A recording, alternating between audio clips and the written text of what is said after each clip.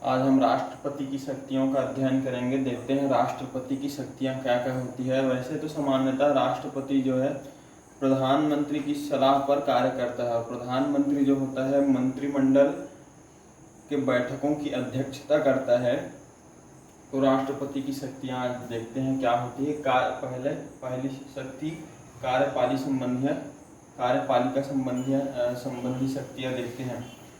महत्वपूर्ण पदों में नियुक्ति, जैसे सीएजी, प्रधानमंत्री, राज्यपाल और महान्यायवादी, इन सब की नियुक्तियां राष्ट्रपति करता है। इन सबको शपथ राष्ट्रपति दिलवाते हैं। दूसरा जो कार्य है कार्यपालिका संबंधी शक्तियों के अंतर्गत, वह है प्रधानमंत्री की सलाह पर मंत्रियों की नियुक्ति करना। राष्ट्रपति जो होता है वह प्रधानमंत्री द्वारा बनाए गए मंत्रिमंडल के सदस्यों को शपथ दिलवाता है। उसी प्रकार दूसरी शक्ति होती है राष्ट्रपति की सैन्य शक्ति। हमारे देश में राष्ट्रपति को तीनों सेनाओं का सुप्रीम कमांडर कहा जाता है। तो वही पहला तीनों सेनाओं का मुखिया होता है, अर्थात जो राष्ट्रपति होता है वो तीनों सेनाओं, जल सेना, थल सेना और वायु सेना का सुप्रीम कमांडर होता है। दूसरा युद्ध और शांति की घोषणा करता है। तो राष्ट्रपति जो होता है युद्ध की स्थिति में युद्ध की घोषणा और युद्ध विराम करने की घोषणा भी राष्ट्रपति करता है। तो युद्ध और शांति की घोषणा करना जो है राष्ट्रपति की सैन्य शक्तियों के अंतर्गत आता है। इसको आप नोट कर सकते हैं।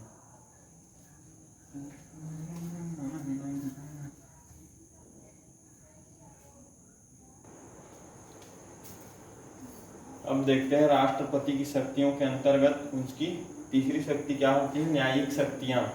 न्यायिक अर्थात जो हमारे देश के न्यायालयों में जो मुकदमे चलते हैं, जो कार्रवाई होती है उनके द्वारा, उनके अंतर्गत इनकी क्या शक्तियाँ होती हैं उन्हें देखते हैं। क्षमा दान करने की शक्ति, यदि किसी को अपराधी घोषित किया गया है, यदि उसे उच्च दंड दिया गया है, तो उसे रोकने की जो अंतिम शक्ति होती है वह राष्ट्रपति के पास होती है। दूसरा जो है न्यायिक शक्तियों के अंतर्गत सर्वोच्च न्यायालय से परामर्श मांगने की शक्ति होती है राष्ट्रपति के पास। राष्ट्रपति किसी भी मामले पर सर्वोच्च न्यायालय से परामर्श मांग सकता है, यह उसकी न्यायिक शक्ति है। चौथा राष्ट्रपति की वित्तीय शक्तियाँ। वित्तीय शक्तियाँ क्या क्या होती है देखते हैं। वित्त विधेयक या अनुदान को पूर्व स्वीकृति। हमने पढ़ा था कि जो संसद का सत्र होता है, साल में 3 सत्र होते हैं, उनके अंतर्गत एक सत्र पढ़ा था बजट सत्र, जिसमें वित्त मंत्री जो है मंत्रिमंडल की तरफ से साल भर की जो खर्च होती है सरकार का, उसका ब्यौरा रखता है। तो वही वित्त विधेयक या अनुदान को वह राष्ट्रपति पहले से स्वीकृति प्रदान कर सकता है, या उसकी वित्तीय शक्ति होती है। दूसरी जो होती है भारत की आकस्मिक निधि पर नियंत्रण। भारत की जो धन निधि है या भारत सरकार की जो संपत्ति है उसका लेखा जोखा रखना या उससे जुड़े इंफॉर्मेशन कलेक्ट करना, ये सभी उनकी वित्तीय शक्तियाँ होती है राष्ट्रपति की। और वित्त आयोग की नियुक्ति। राष्ट्रपति को यदि लगे कि हमें वित्त संबंधी को जांच कराना चाहिए, तो उसके लिए वह वित्त आयोग की नियुक्ति करता है। वित्त आयोग के लिए एक निश्चित सदस्य संख्या की का भी वह गठन करता है और सदस्यों का भी नियुक्ति राष्ट्रपति करता है। यह उसके वित्तीय शक्तियों के अंतर्गत आती है। आप इसको नोट करें, फिर हम आगे पढ़ेंगे।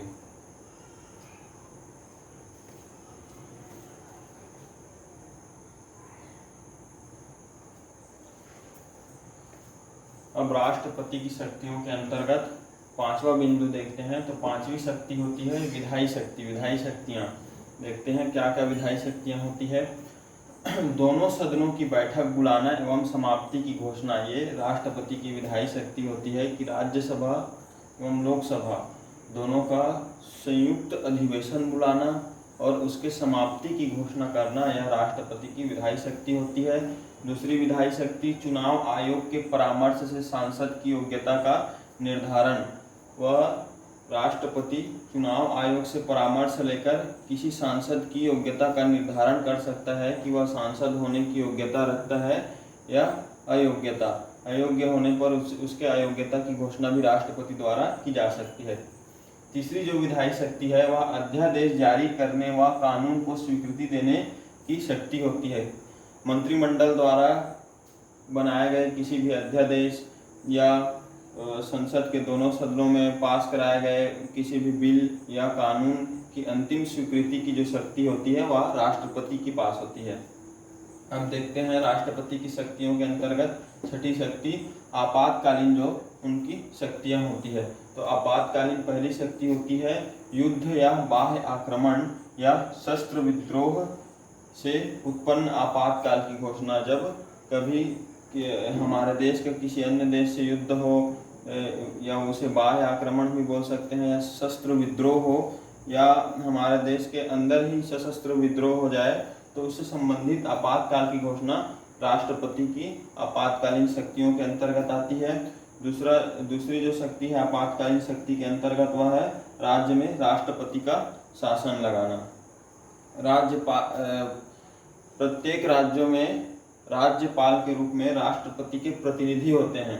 तो राज्यपाल को यदि यह लगे कि राज्य में कानून व्यवस्था ठीक नहीं है या संविधान के अनुसार कार्य नहीं हो रहा है, राज्य सरकार अपनी शक्तियों का दुरुपयोग कर रहा है, तो वह राष्ट्रपति से राज्य में राष्ट्रपति शासन लगाने की मांग कर सकता है। तो यह भी राष्ट्रपति की एक आपातकालीन शक्ति है कि वह राज्य में राष्ट्रपति शासन लागू कर सकता है।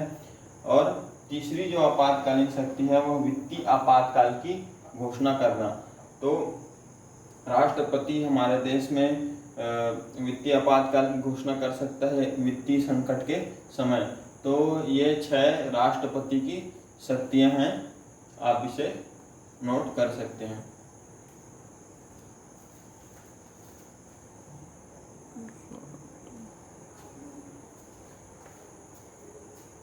कल हम 2 विषयों का अध्ययन करेंगे, महान्यायवादी CAG और अध्यादेश। ये हमारा कल का पहला विषय रहेगा। दूसरा विषय प्रधानमंत्री के अधिकार व कार्य। इन दोनों विषयों पर कल हम चर्चा करेंगे। धन्यवाद।